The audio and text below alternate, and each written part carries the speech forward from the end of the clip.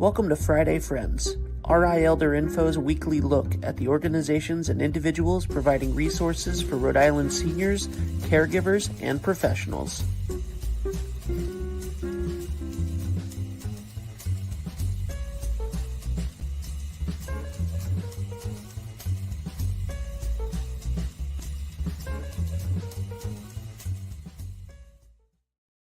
Good morning, everybody. Happy Friday. It is 9 o'clock on Friday, and you are watching me, Deb Burton, Executive Director of RI Elder Info, and the host of Friday Friends, where every Friday I bring you a guest who has information and resources that you or someone you know needs to know about. So thank you for joining me.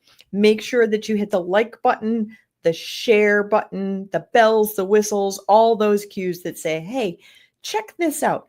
We are talking today with Daphne Hamilton about a topic that's near and dear to my heart. And if you follow on social media, you will totally understand why we are having this conversation. Now, as you all know, we are a 501c3 nonprofit, and I could not do this without the support of our sponsors. So a big thank you to Point 32 Health Foundation, as well as United Healthcare, and for Friday Friends, especially McCarthy Law. Here's a message from McCarthy Law.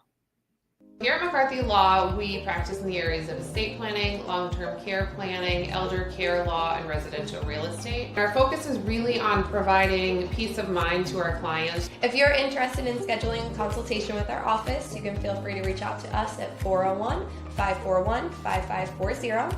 You can also reach out via website at www.mccarthylawri.com. You also should check out our social media, both on Facebook, Instagram, and LinkedIn for some helpful tips and tricks. Hi, Daphne. How are you? Hi, I'm good. How are you? Thanks for having me. Yes, I'm so glad to talk to you today because I think our topic this week is something that is not always considered actually until it's a crisis, but it's actually near and dear to my heart. Me too. So it's National Pet Month. So how can we address our pets' needs as we get older? So this is definitely near and dear to my heart too. As a pet mom of 2 ragdoll cats, I completely understand both the mental health support, that emotional support, and how impactful pets can be, especially as people age. But with that comes kind of some realistic insights into figuring out, okay, if I am having some sort of cognitive decline or mobility issue, how are my pets being taken care of? Because at the end of the day, you are parents to them. You're their everything as far as making sure that they're going on walks, that they're being fed, that you're dealing with their litter box, and you need to be physically able to do so unless you have help from someone else. So I definitely want to talk today about kind of the challenges of aging with pets and what to be thinking about, and also how we can be planning for our pets after, God forbid, we've passed away before them. Yeah, absolutely. Because I am a fur mom of 3 dogs, all rescues. It's super dog adoption just happened a couple weekends ago where I got to volunteer. It was a wonderful experience. Amazing. But I also recognize that sometimes as we get older, taking care of those pets maybe becomes a lot harder. Maybe you have had a stroke and you're paralyzed on one side. So now, getting your own food becomes challenging. Never mind your pets. So what can people do to plan for this? What should they do? Yeah, I think it's an unfortunate reality that you at least need to have the discussion between yourself, your loved ones, your family to have a plan in place. I think none of us are hoping that we're having our pets outlive us. I think it's kind of assumed that we're going to outlive them, but there's always a situation, especially with a cognitive decline or a mobility issue, that you're unable to do so. So making sure if you have the luxury of family members or friends that would be willing to kind of pick up the slack in a sense, putting together some sort of materials for them. I always talk to our clients about having all of your financial and healthcare information for yourself, but you should also have that information about your pets. So keeping a running list of the veterinarian you use, the specific foods that your pets eat, what their normal schedule looks like for walks, for going outside, and what maybe sleep schedule looks like, as well as medications. I think having that organized is going to be really helpful, especially if there is an emergency. God forbid if you had a temporary hospitalization. Maybe it's not a long-term situation, but someone needs to go and check on that animal during that time. If we're having more of a steering in a new direction and going to an assisted living or even a nursing home, that's where it becomes more of a harder conversation to have. And having a plan in place is so helpful because you can think ahead of time. Are there loved ones or family members that would maybe be able to take care of that pet and actually have them live with them moving forward? Do you need to work with a charity or organization or shelter to provide, a house for that animal? It's giving you the empowerment that, although it might seem sad, but you can kind of take a look ahead of time at what you would consider to be reasonable housing or reasonable caregiving for that animal if something happens to you. I like that. I know sometimes taking care of our pets can be financially challenging, especially on a fixed income with everything happening in the economy. I do want to let folks know that if you go on the RI Elder Info website and you go to activities for older adults, there are resources listed for your pets if you need help with veterinary care. Now, some of those resources may have some limitations as to how many people they can serve or how much services they can donate, but that is an option. So now, speaking of veterinary services, if somebody steps in, say, Auntie gets sick and you go take Auntie's cat and you discover like it's got like a problem with its eye or something like that, do veterinarians have like a pet HIPAA policy? Can they work with the animal if you're not the owner? Great question. So obviously it all depends on the provider, but I think that we've definitely been in situations that, if that's happening and you're having a daughter, an adult child, a power of attorney now bringing that animal for a veterinary visit, you want to make sure that things like your own financial power of attorney is in place that would actually give that person a legal authority to act on your behalf. I think it's worth a conversation with your vet ahead of time to see if they have any documentation that they need filled out before that person's able to step in. Kind of like a doggy HIPAA waiver, like you could do with your own doctor, right? Yeah. And even for emergency situations, we do healthcare wallet cards for our clients, which is an emergency contact card where you're putting on contact information for who to call if you're in an accident. But we also can put information on there about your animals. So say if you are, an older person who lives alone, we want to make sure if you have a dog at home and now you're in the hospital, that person who's checking your ID is seeing, oh, we got to deal with that dog. We got to make sure that they're okay at home. So just making sure that everyone kind of involved is up to date on your needs, and even just having that conversation with your vet ahead of time with what they actually are going to need for that legal documentation. Wow. Now, as we get older, is it something that, like, the care of your pets, is that something that you could put in your will and set aside money to make sure that whoever has the responsibility of your pets, there's actually some finances to help cover that? Is that a thing? That's definitely a thing. And I think it's been getting a lot more popular with making sure that we care so much about these animals that a lot of my clients are maybe more so worried about what happens to them versus what's happening to their kids. So it's always a lovely conversation to have. I do think it brings up emotions, but it's the same type of planning scenario as if you were still alive. So maybe that person who you would want to take care of your animal if you were in a hospital or if you were in assisted living, that could be the same person. You obviously want to have a conversation with that potential pet caregiver ahead of time to make sure they're willing to handle that position and have the housing and ability to do so. But we definitely talk about the monetary means behind that. To your point, especially on fixed income, it's very expensive to have a pet. whether it be for veterinary bills, food, shelter in general. So we definitely have conversations about what the normal expense of the pet is, and maybe leaving a little bit of room in case there was a health concern, or as that pet ages and maybe needs more veterinary care. You can't leave money specifically to a pet, so you can't have the pet be the beneficiary. That You wouldn't mean be the pet illegal. can't go to the bank and sign his little paw print on the check? You'd be surprised what people try.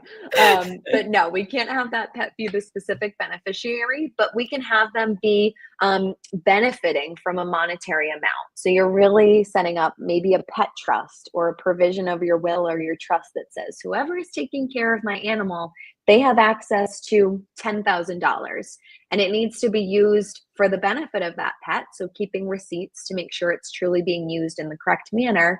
But there's definitely arrangements you can do to ensure that that pet is taken care of. Wow. All these different things to think about. And then if you have a pet like a parrot who has a life expectancy as long as our own as humans or longer, like things like that, we have to keep in mind too. Or if you're adopting an animal because you're just need that companionship and want that companionship, maybe the option of choosing an older pet might be a good option as well. Exactly. Yeah. Now, are there any considerations if you are an individual who has an actual service animal so that like it's legitimately trained to do a task for you? Yeah.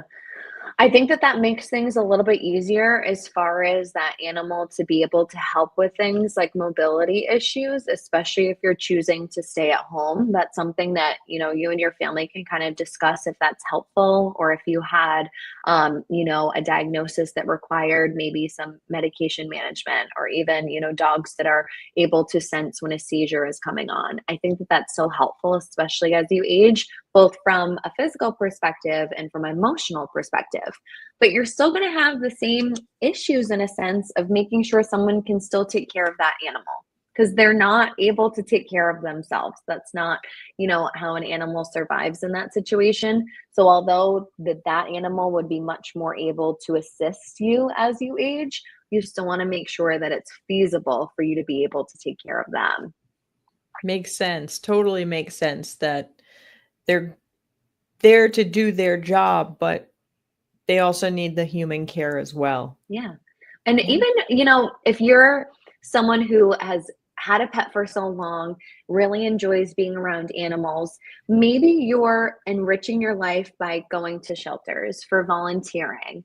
A lot of assisted livings and even nursing homes now are trying to get, pet visits as part of their kind of activity level, and having, a puppy day or a kitten day, so that you can still be around those animals, but maybe not having that huge responsibility of taking care of them. Yeah, absolutely. Or foster, because you do have to relinquish them to their adopted home, but Yes. you can make an impact on their life right away. And for a lot of the rescues, they cover the food and the vetting. So that might be an option to kind of get a puppy kitty fix, if you will. And then, when it's not reasonable for you, there's a backup immediately. Exactly.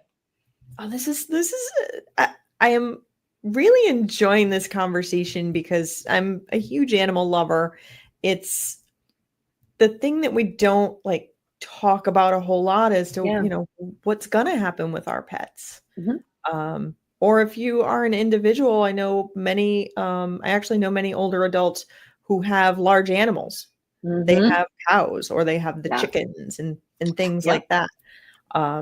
Might be a little bit harder to make arrangements for those kinds of larger animals, but still an opportunity. Definitely. So doing all the paperwork to ensure that your animals go where you want them to go when you need that help or when you pass, setting up finances for them, is that something that McCarthy Law can help with, or is that like kind of one of those off the beaten path things? So it's definitely something that we help with. I think, when someone's coming in for a consultation, we send them over a questionnaire. And one of the major parts of the questionnaire is talking about your pets. So we ask you if you have loved animals that you want to take care of, and what your ultimate goal is. Do you have a caregiver in mind? Do you have specific, nonprofits that you want to work with for there? I think that it's also a topic of discussion as far as charitable giving. If you're a pet lover and you want to be leading a specific distribution to a shelter that's near and dear to your heart, that's part of your estate planning as well. So whether it's as we age and we're planning for that in your will or your trust, or even from an elder care perspective, helping you along the lines of that elder care coordination, that would be, part of the advocacy that we would do as elder law attorneys, is making sure that that pet has, correct housing if something happens to you. I love it. That's so great. I am grateful that you were able to come on today and talk about this, especially since it is personal for me. These are the things that I myself need to think about as I get older, of, where do my fur babies go? Because I can't imagine a life without them. I know, me neither. Yes. So thank you so much for coming on today and talking about this. This is one of those things that's really important as well, as always. I know. Thank you so much for having me. Yes. Everybody, I am a diehard animal lover, as you have all watched through the years. And I think it's really important that we make plans for our animal friends, our animal family members as we get older. There are different shelters that may be able to offer help, but usually we want to try to make sure that they go to somebody that's going to really love on them like we do. And I'm really glad that Daphne was able to come on today and have that conversation, because we want to make sure that when we commit to our animals, that we are able to continue our commitment even as we age. So I am glad that you have all joined me today to watch this information and to hear me gush about, being an animal fan. I look forward to seeing you all again next week. And in the meantime, be well and be kind.